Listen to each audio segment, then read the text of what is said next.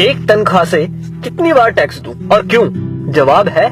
मैंने 30 दिन काम किया, तनख्वाह ली, टैक्स दिया, मोबाइल फोन खरीदा, टैक्स दिया, रिचार्ज किया, टैक्स दिया, डेटा लिया, तब टैक्स दिया, बिजली ली, फिर टैक्स दिया, घर लिया, टैक्स दिया, टीवी, फ्रिज आदि लिए, टैक्स दिया, कार ली, टैक्स दिया, पेट्रोल लिया, फिर टैक्स दिया, सर्विस करवाई, टैक्स दिया, रोड पर चला, फिर भी टैक्स दिया, टोल पर फिर टैक्स दिया, लाइसेंस बनवाया, टैक्स दिया, गलती की तो टैक्स दिया, रेस्टोरेंट में खाना खाया तो टैक्स दिया, पार्किंग का टैक्स दिया, पानी लिया उस पर टैक्स दिया, राशन खरीदा उस पर भी टैक्स दिया, कपड़े जूते किताबें ली उस पर भी टैक्स दिया, टॉयलेट गया उस पर भी टैक्स दिया, दवाई ली तो भी टैक्स दिया, गैस ली टैक्स दिया, सैकड़ों और चीजें ली